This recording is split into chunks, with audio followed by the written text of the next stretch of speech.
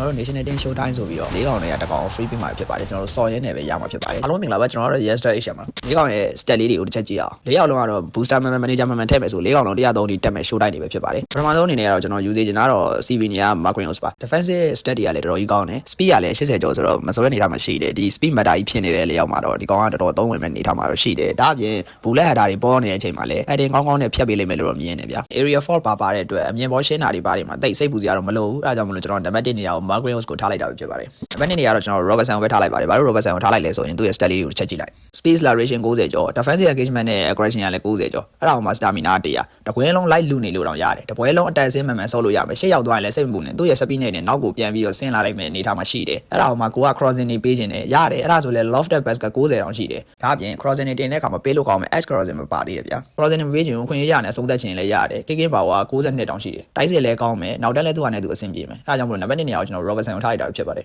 နံပါတ်3နေရာကိုတော့ကျွန်တော် Henderson ကိုထားလိုက်ပါတယ်သူ့ရဲ့ stat တွေကိုကြည့်ပြီးတော့တော်တော်ကြီးကြိုက်သွားတာပါဘာလို့လဲဆိုတော့ speed matter ဖြစ်နေတဲ့အချိန်မှာ defensive engagement ကောင်းကောင်း speed များတဲ့ DMF အဲ့ဒါကိုမှ command နဲ့လာတယ် special skill ကလည်း long reach တက်ကဲတော့ကြမလို့ဘာလို့နံပါတ်3ထားလိုက်လဲဆိုကျွန်တော်နံပါတ်1တောင်ထားချင်တာ daily box မှာပေးထားတဲ့ rig က EP ဖြစ်တယ် show time ဖြစ်တဲ့အတွက် condition ပြောင်းလဲတွေရှိမယ်အဲ့ဒါကြောင့်မို့လို့နံပါတ်3နေရာကိုထားလိုက်တာပဲဖြစ်ပါတယ် rig ကပိုကောင်းလားဆိုရင်တော့နှစ်ယောက်လုံးကတော့တူတူလောက်ပဲဒါပေမဲ့ condition ကျတဲ့အချိန်မှာ rig ကပိုအသုံးပြုမယ်လို့ထင်တယ်အဲ့ဒါကြောင့်နေရာထက်နေမှာဆိုလို့ကျွန်တော်နံပါတ်3ကိုထားလိုက်တာပါနံပါတ်4ကတော့ Bernardo Silva Bernardo Silva တော့သူ့ရဲ့ထုံးစံနေတိုင်းပဲအတိုးလောက်တွေရိမ့်ရွက်တွေကကောင်းမယ် dribbling နေရာလည်း90ကျော်အတွက်ကောင်းမယ် low pass lofted pass တွေလည်းကောင်းမယ်အဲ့ဒါမှ visionary pass နဲ့ဆိုတော့ right wing ထက်အဆင်ပြေမဲ့နေရာကိုကျွန်တော် AMF လို့မြင်တယ် right wing ကိုမှကွာကြီးရှိရင်တော့ right wing ထားလို့တော့ရမယ်ဘာလို့ကွာကြီးရှိရင် right wing ထားလို့ရမှာလဲဆိုတော့ link up play မှာဆော့လို့ကောင်းမှာမလို့ပါဟုတ်ပါပြီဒီနေ့ video တော့ဒီလောက်ပါပဲအားလုံးပဲကိုယ့်ရဲ့အသင်းမှာလိုအပ်တဲ့ကစားသမားကိုမှန်မှန်ကန်ကန်ရွေးချယ်နိုင်ကြပါစေအားကြောင့်ကျွန်တော်ရဲ့အကြံပြုချက်လေးကိုလည်းလိုအပ်ရင်သုံးလို့ရပါတယ်အားလုံးကိုကျေးဇူးတင်ပါတယ်တကယ်လို့ကို squad ပုံမှန်ပြီးတော့ဘယ်အကောင့်ယူတင်လဲလို့မှန်ခဲ့လေရပါတယ်ကျွန်တော်ဖြည့်ပေးပါမယ်အဆုံးထိကြည့်ပေးတဲ့တယောက်ချင်းစီတိုင်းကိုကျေးဇူးတင်ပါတယ်ကျွန်တော်ရဲ့အကောင့်မှာ e-football အကောင့်နဲ့ရောင်းတာဝယ်တာလဲတာလာလို့ရပါတယ်ကျွန်တော်ရဲ့ Telegram channel မှာလည်းမကြားရင်မကြားသလို giveaway လေးပေးလို့ရှိပါတယ်